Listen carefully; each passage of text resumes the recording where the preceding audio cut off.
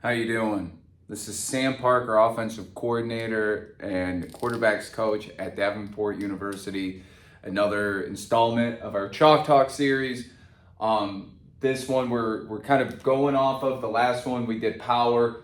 This one we're going to do counter. All right, and specifically GY counter. All right, which stands for guard, tight end, the Y, okay? And this is a gap scheme play.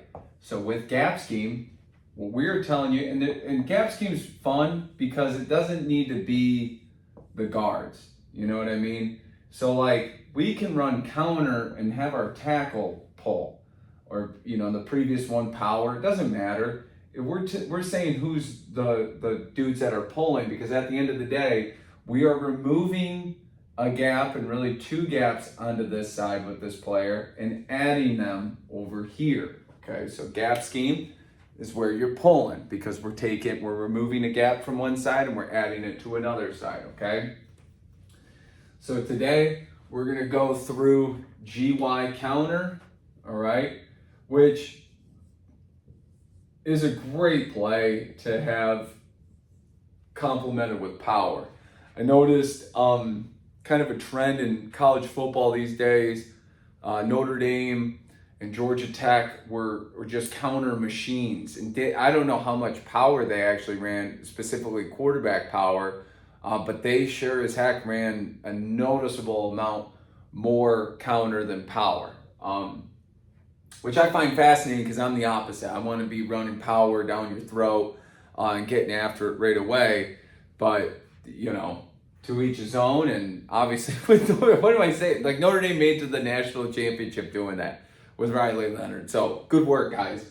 Anyways, so counter, okay? So counter that we've got rolling through here. Counter is the same rules on the front side as power. Gap, down, backer. That means I'm going to hit the dude in my gap. And if nobody's there, I'm working to backer.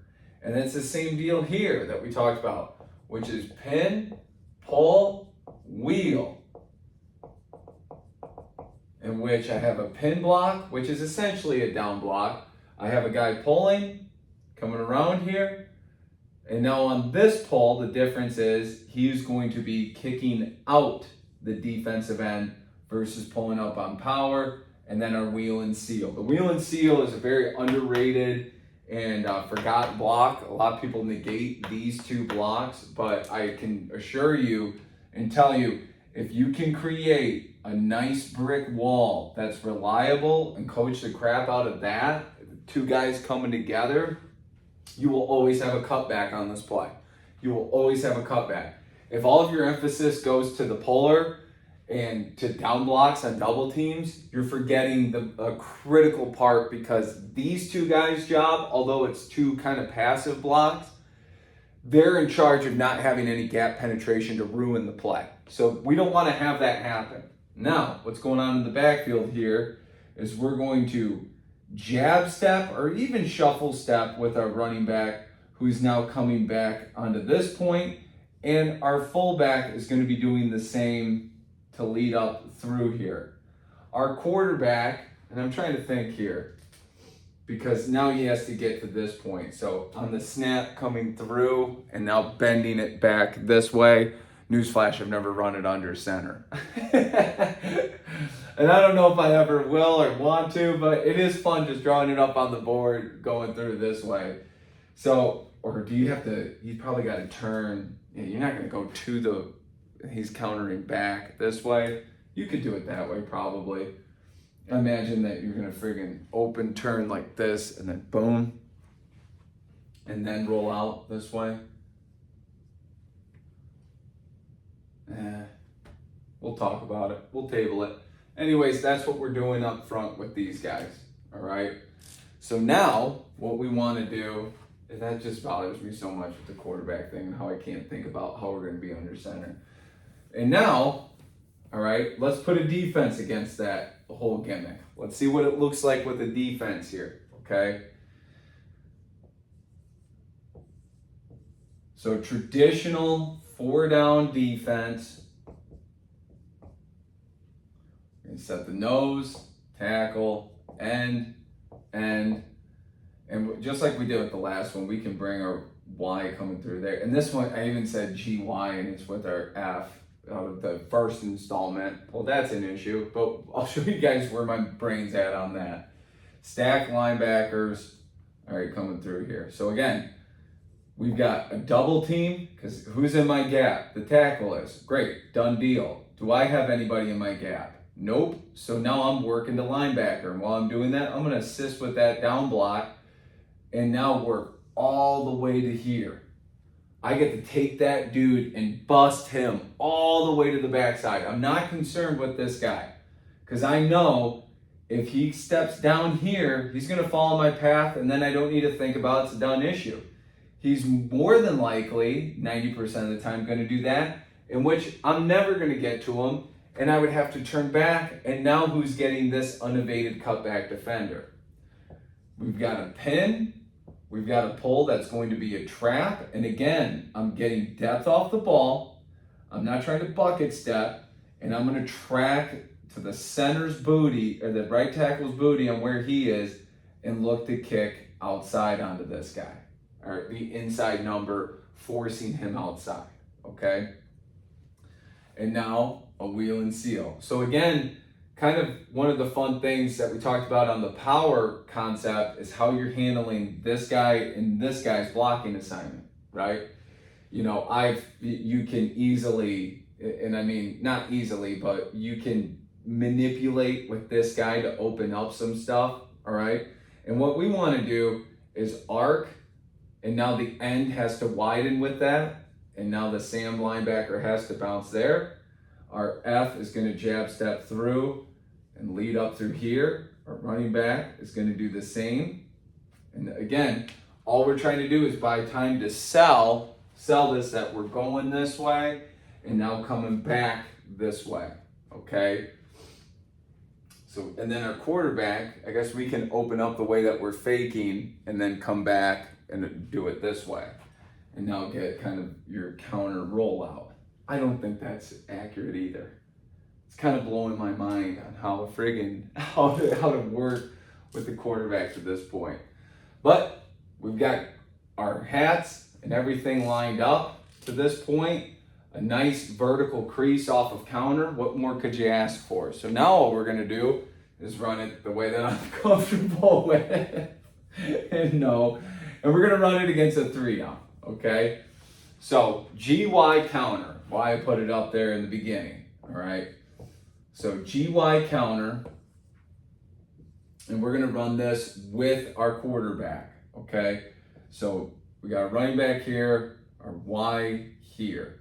And now we're gonna go 3-down. So we got nose, end, attach the Will linebacker, Buck, Mike, and now the Sam is trying to get in on the mix, okay? And we've got our quarterback. Now, there's plenty of ways to do, your counters. I've always loved having counters off of some sort of mesh or play action in the backfield and selling something. You know, it's nice under center and in the I formation because the guys can sell it just based on, you can't tell when there's no tendency, real quick, there's no tendency when you see this.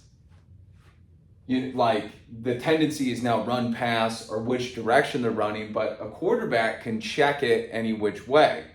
Here you're kind of locked into, you've got inside zone, outside zone. The running back has to come across here. Most teams, that's about all they have in their run game is a handful of those.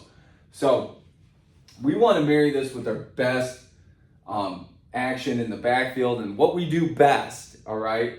So right now, let's say that we're really good, let's say we're really good parallel mesh and running a lot of power read, and we're a gap scheme team running a lot of power read, and now we can hit counter coming back to the weak side, okay? So again, gap down backer, the end's kind of in my gap, he's 2 gapping, but I'm gonna take these steps to force him in one or the other, all right? If nothing shows, I'm gonna keep on my course right to here. I've got the the nose taken care of. I've got a pin coming through here. I've got a wheel and seal, okay? Now, this is where most coaches lose their mind on, and I'm gonna show you an alternative with this right now. So when it comes to something like this, where we feel like, oh no, we're gonna be short a hat in the 3-down world, one of the ways that we can get out of that is by not having that down block here and playing their game of, okay, you want to have more guys outside of the box than in the box? Well, now we're going to make this a B gap trap and read through, okay? So now we're going to have our guard pulling and kicking out the end, and our Y is going to insert out through here. And now you're saying to yourself, well, you're still short with the buck linebacker. You betcha, but what we're anticipating based on this is this guy to roll through and out of the way, and him here. Or that's if they're following the offensive line. If they're following the backfield here, we feel good about him stepping into here and hitting counter and spreading it out to this point. Obviously, we're running it with the hat short into the mix here, that if we really wanted to make sure that this play went, and let's draw it up that way. So we're going to attach a fullback. He's going to block this guy. We're going to stay gap down backer all the way through to the buck linebacker. We're cinching up these two guys if they're trying to cross face through there. And now our Y is right through there. So kind of what I just showed you is a quick way to problem solve and get through when it comes to 3-down. It's kind of coaches, blind spot to this point.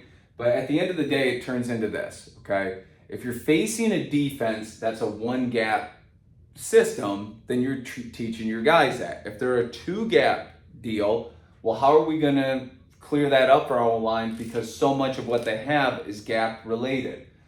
This is gap scheme. We're telling them you have a gap. We also have inside zone and our zone scheme, which you have gaps. There's, a lot of plays where you're telling them, you've got the B gap. Well, if I got a dude that's head up on me, I have no clue if he's going to be in the B gap or the C gap with his responsibility. I can't ask him. Can't say, hey, bud, what gap you going to? Okay, thanks. Right? I've got to have rules in place that I don't have somebody in my gap around me and I have somebody head up on me to this point. So our rules are going to stay the same, right? You've got your gap. You run through your gap, you sprint through your gap. That's what it is. If we want to change that and bounce into a tag, we can send this tackle out to this guy. We can also have him go big on big with this guy. And that's on the coach on how you get to that point. You can make it a check that these guys are doing up front, like in the NFL. You can have it as we're calling it in, or the quarterback is going to check it to this point. But however it happens, you've got this, okay? And then and let me show you a simple one, a simple adjustment to roll through with it and kind of clear out the board here, okay? So as I sit here, and we have that same deal, and I've got end, nose, end. Will walked up. I got our Sam walked up here. Buck, Mike, and now let me just go all. We got corner here.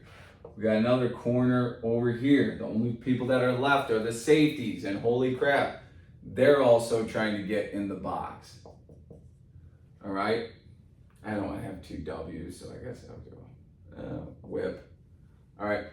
So now that's the alignment that we're looking at. Okay, we're going to do that same action in the backfield. That these guys think that we're running that power read, jet read, that parallel match. Maybe it's outside zone, whatever it is, back to the boundary. That's going to get this guy certainly stretching to this point. Okay, and now let's start off with the backside. So we have a pin. We have a wheel and seal, we have a pull, all right? We'll get to that pull in a second. We have a down block here. Well, now let's say, well, shoot, I really like the idea of this being a quality double team and now working all the way back to this guy. And now I'm gonna tell my guard, you're kicking out the Sam linebacker all the way through here, and we've got the Y inserting through for him. What this does is it forces our free safety here that you probably got to respond to that off the hut. If you're really disciplined, you don't move and you're staying put. But at the end of the day, as the quarterback meshes this, comes back across through, and now is coming up through here, okay, and following this locomotion all the way up, he's got to decide if he is going to be outside or inside of this. See, are we boxing, we spilling with our Mike linebacker? And at the end of the day, if we're tight with our Y off of this double team and being into here and hit him square and take him wherever he wants to go, our quarterback's going to set that one up to be correct. And at the very worst, they read it right and they're doing a great job with it. Guess what? That just went for 6-7 yards. Not going to do it. And because the free safety on his alignment through there. Okay, so counter, and this is GY counter. My apologies for throwing it up under center, but like I said, I like doing this stuff and kind of fun to try to coach something I've never coached before. And it's gap scheme, right? So gap down backer at the front side of the play. Your F can go right into that. Pin, pull, wheel, and roll, all right? So thank you for watching. I hope these bite-sized deals are good. I have full presentations with video and diagrams and install packages and the whole deal. Go to Coach and Share and go to Lunch Pail, all right? Lunch Pail that has all of this there for purchase, but this is like a bite-sized one. No frills, just, takes 15, 16 minutes of my day, which I'm very happy to do. If you haven't, like, subscribe, whatever. Yada, yada, yada. I'll see you later.